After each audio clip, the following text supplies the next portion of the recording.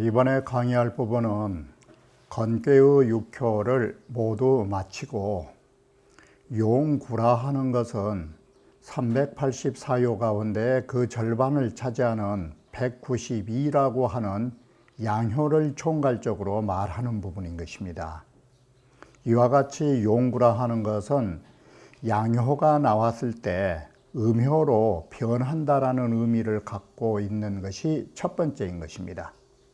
이와 동시에 용구의 용례는 또 하나가 있는데, 주자의 말에 의하면 용구라 하는 것은 건괴 6효가 모두 다 변했을 때 용구를 점을 친다라고 서의에서 말한 바가 있는 것입니다. 이렇게 해서 용구라 하는 것은 바로 모든 192효의 양효를 대표할 뿐만 아니라 건괴의 6효가 다 변했을 때 건괴의 역할로 점을 볼 때에도 용구를 사용한다라는 것을 아셔야 하는 것입니다. 이러한 용례처럼 건고는 예외가 있는 것입니다. 건괴는 6효가 변하면 용구를 보는 것이고, 건괴의 6효가 모두 다 변하면 용육을 보게 되는 것입니다. 이것이 건곤계에서 유독 변하는 괴로 사용하는 점이라고 하는 것입니다. 이러한 점을 우리는 용구라에서 구를 사용하게 되는 그의 두 가지를 다음 부분에서 보게 되는 것입니다. 자, 그러면 용구는이라고 해서 이 구라고 하는 것은 우리가 언제나 말했듯이 노양을 말하는 것입니다. 그리고 노양은 곧 변효를 말하는 것입니다. 이와 같이 양효가 변하는 구를 사용할 적에는 이 말이 용구라는 단어가 되는 것입니다. 그래서 이 용구라고 하는 것은 구효가 변했다라는 노양이 나온 효는 384효의 절반 부분에 해당되는 것입니다. 이것이 첫 번째인 것입니다. 바로 구라고 하는 것은 이 양이라고 하는 것이고, 양이라고 하는 것은 강한 것을 말한 것입니다. 그래서 용구의 개념은 첫 번째가 192효의 양효에 적용될 때는 어떤 글이 되냐면 양변위음이 되는 것입니다. 양은 변해서 이 음이 된다라고 말하는 것입니다. 양변위음이라고 하는 이 개념은 어떠한 말이 되냐면 강한 것이 변해서 바로 유한 성격이 되는 것입니다. 이것이 용구의 첫 번째 개념인 것입니다. 바로 그래서 양이 변해서 음이 되고 강한 것이 변해서 유가 된다라는 이 사실, 이것을 뭐라고 여기에서 표현했냐면 바로 무수로 표현한 것입니다. 이게 벌써 용구라 하는 것은 우리는 이 용구가 어디서 나왔냐면 6효를 다 보고 6효가 변한 입장에서 지금 용구를 쓰고 있는 것입니다. 그러면 이 굴용이라는 말은 앞에서 어떠한 것인지 여러분이 전로하시는 것입니다. 잡용으로부터 항용까지를 총체적으로 말할 때 굴용이라고 말한 것입니다. 이렇게 해서 6효가 모두 다 변해서 버리니까 이게 마치 뭐처럼 보이느냐. 잡용에서 혈용으로 올릴 때는 마치 땅속에 있는 용이 머리를 쳐들고 땅 위로 올라오고 나중에는 하늘로 올라가는 것처럼 보이는데, 6효가 다 변해버리니까 6효를 다 올라오고 나니까 그때는 이제 어떻게 보이느냐, 용이 머리가 없는 것처럼, 머리가 사라져버린 것처럼 보이는 것이에요. 이게. 그래 굴룡이 머리가 없는 것을 우리는 볼 수 있느니, 바로 머리가 없는 것처럼 앞으로 나아가거나 강하지 않은 것이니 이 소리예요. 바로 여기에 머리가 없다 소리가 뭔 말인지 이제 알겠죠? 바로 양이 변해서 음이 되는 찰나를 말해주는 것이에요. 그리고 강한 것이 변해서 유가 되었다를 머리가 없다라고 한 것이에요. 머리를 쳐들고 나갈 때는 강한 것이고 양이 성장하고 있다의 개념을 갖고 있는 것이에요. 그런데 머리가 없어져 버리니까 양의 속성이 사라졌다라고 하는 것이에요. 바로 양이 변해서 음으로 넘어가서 바로 너무 강하지 않고 물극필반의 원칙으로 강에서 유로 넘어섰다라는 말이 되는 것이에요. 이게 견굴룡무수예요. 이게. 그러니 바로 이것이 우리는 강할 때에 유하게 되는 것, 양이 너무나 극성하면 다시 음으로 돌아서는 것이 그게 좋은 일이다라고 하는 것이에요. 바로 우리에게는 모든 물건은 다하면 반드시 순환의 원리로 돌아서는 것이 이러한 일이다 이렇게 생각하시면 돼요. 이게 용구의 개념이에요. 그래서 용구는 범서의 득, 양효자는 개용구의 불용칠이니, 자, 우리가 대체로 모든 점을 칠 적에 이건 전반적인 384효 중에 양효의 절반을 놓고 말한 것이에요. 우리가 점을 칠 적에 양효를 얻은 자는 양효가 뽑히면 모두 다 9라고 하는 노양의 숫자를 사용하고 7이라고 하는 소양의 숫자를 우리는 사용하지 않는 것이다. 이게. 그러니 주역에 있어서의 양효 전체가 몇 가지냐? 384효의 절반 아니요. 그것이 개저계의 192 양효지 통례야라 라고 하는 것이 바로 모든 양효를 총괄해서 말하는 것이에요. 이게 용구의 제1의 학설이에요. 이것이. 바로 이러한 통례가 있는데, 이 차계 순양이 거수라, 바로 이 건괴라고 하는 것은 육효가 전체가 순전한 양으로서 여기에 첫머리에 건괴가 그 자리를 차지하고 있다라는 것이에요. 그러므로 어차의 발지, 그래서 용구의 용례를 여기에 쓰게 된 이유이고, 이게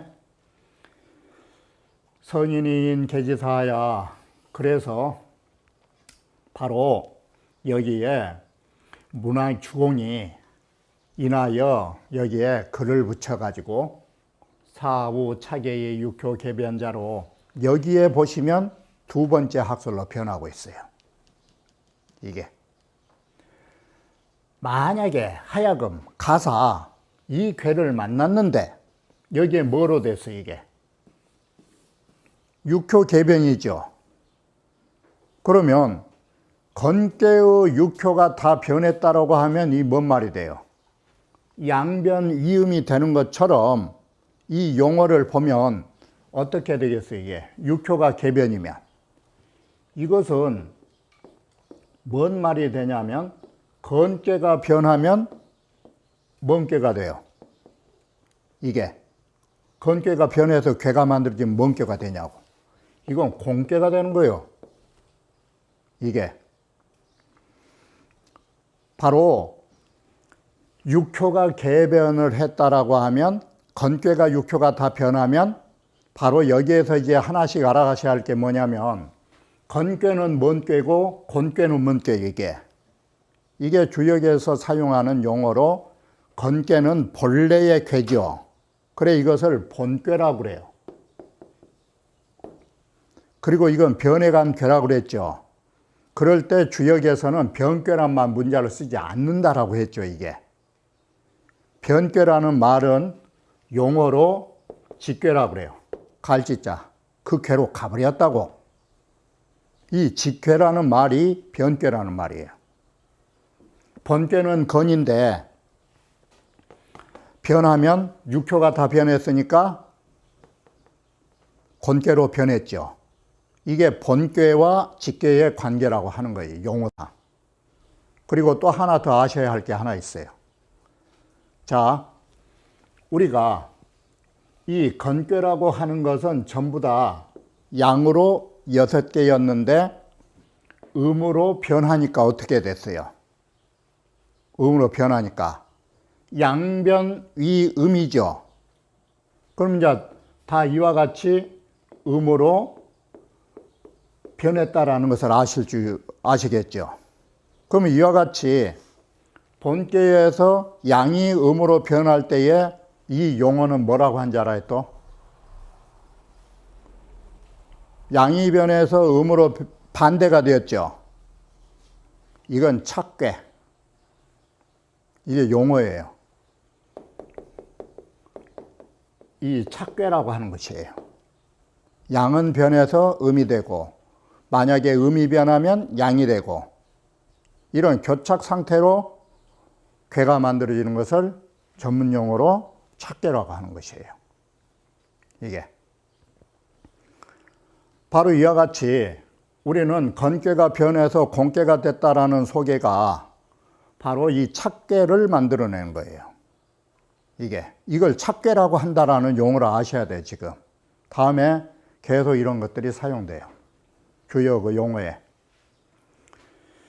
자, 이렇게 되면 건괴가 변해서 곤괴가 됐다라고 하는 것은 그걸 뭘 말해 주느냐? 이것은 건괴의 육효가 변했을 때 점을 치는 곤괴의 역할을 볼 것도 없이 곤괴로 갈 것도 없이 용구에서 봐도 된다라고 하는 것이에요.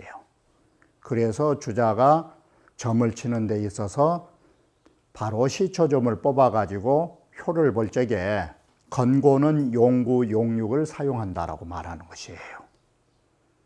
만약에 용구, 용육을 안 입고 곤괴를 봐도 이런 의미의 곤괴의 뜻이 있는 것이에요.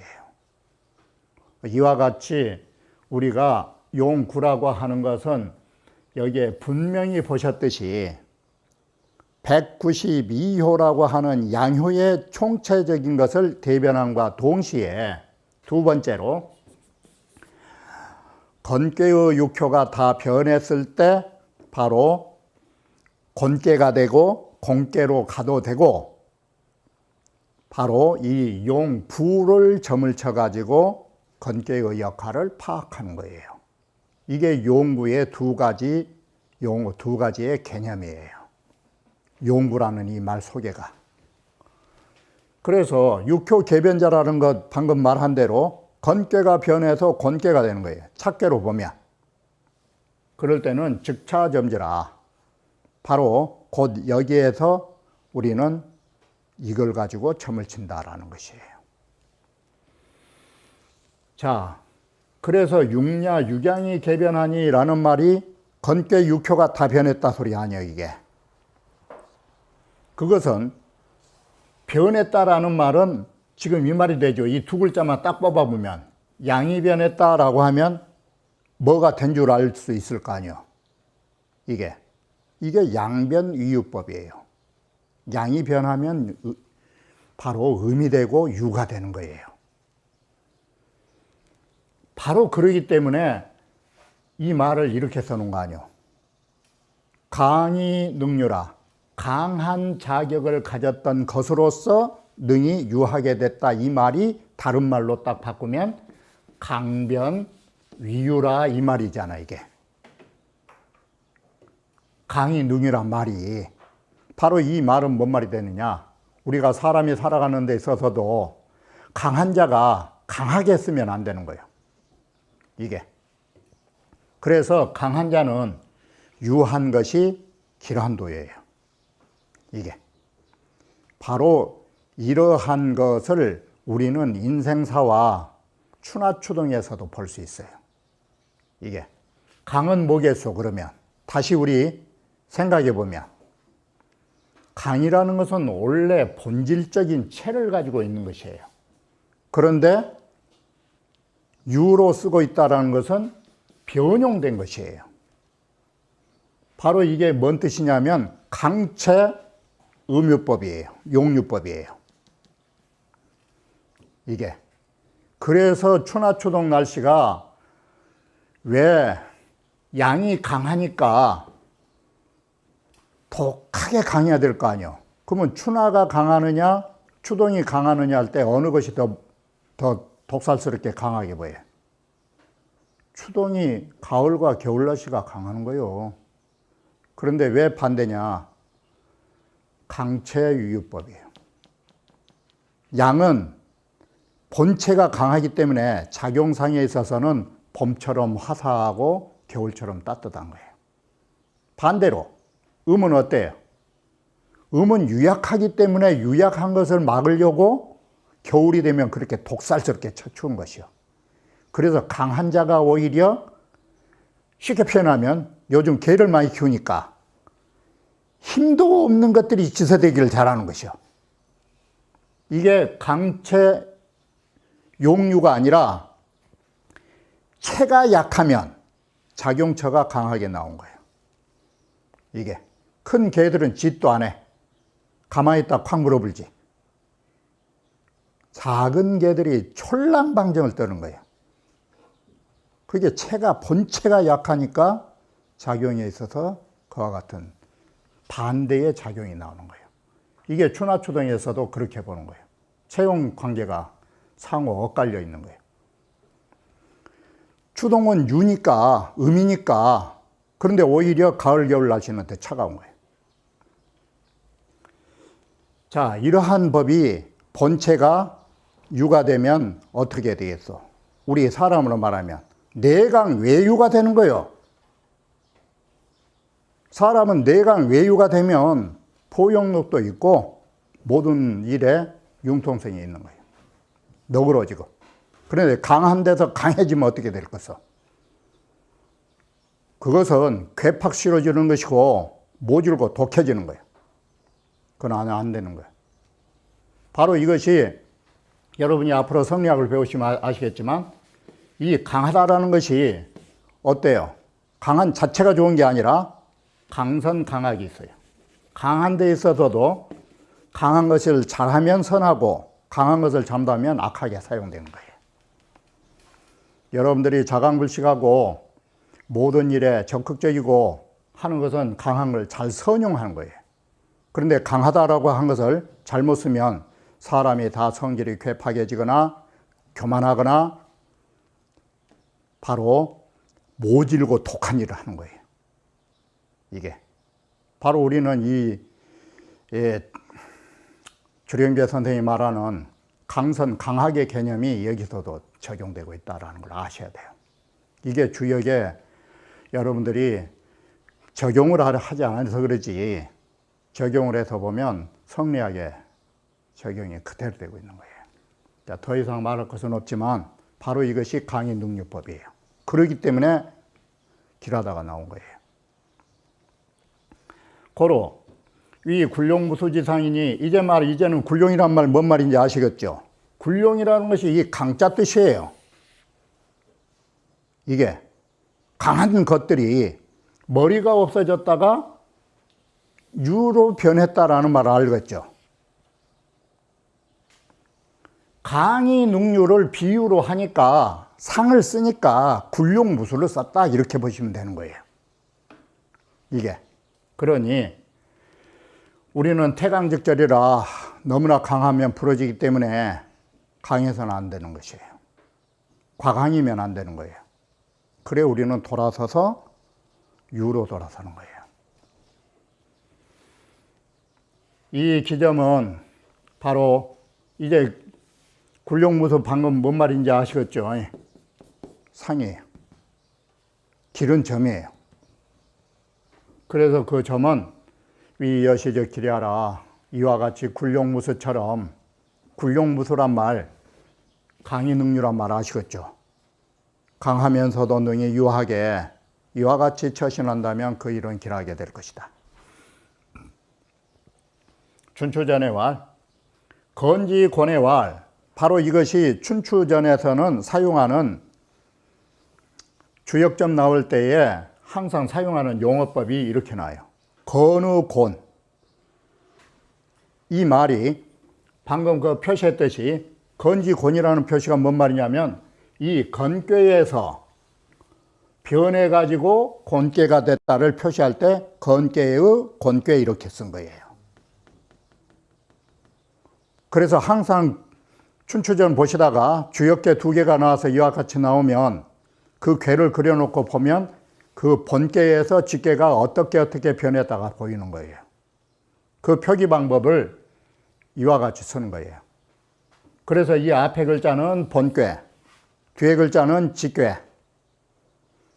그래서 두 개를 다 그려놓고 보면 어느 효가 변하는지 알겠죠.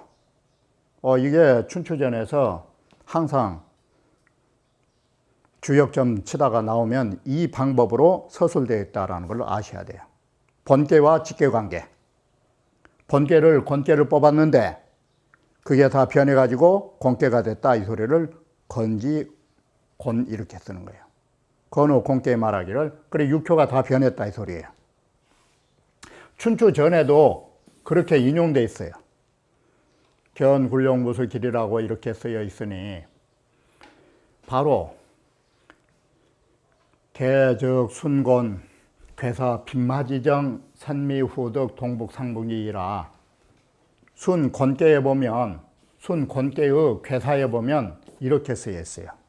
리 빈마지정이니 암컷마르 정도를 지킨 게 이로우니 이제 여기는 축약에서 쓰니까 리자가 빠졌고 빈마의 정이 암컷마르 정도를 지킨 것이 이로우니 음이기 때문에 뭐가 해요? 선하면 미하고 항상 앞서서 음이 주동적으로 움직이면 혼미할 것이요 뒤따라서 순종하면 얻을 것이며 동북은 상붕이라 동북쪽으로 가면 동북은 양쪽 지방이 양이기 때문에 양의 방이기 때문에 양으로 가면 벗을 이룰 것이요 서남으로 가면 음이 있는 곳으로 가면 벗을 얻게 된다라는 거. 이게 곤꾀의 단사예요. 이런 뜻하고 같다라는 것이에요.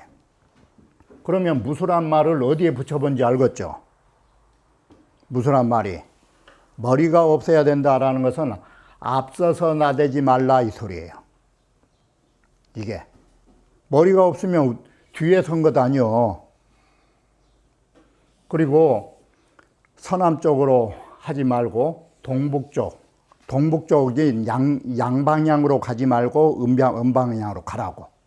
이게 다 음을 주로 해서 말한 뜻이라고 하는 것입니다.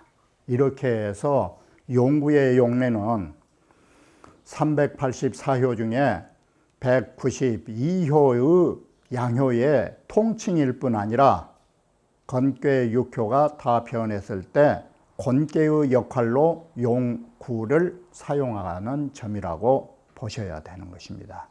이게 용구 두 글자의 뜻인 것입니다.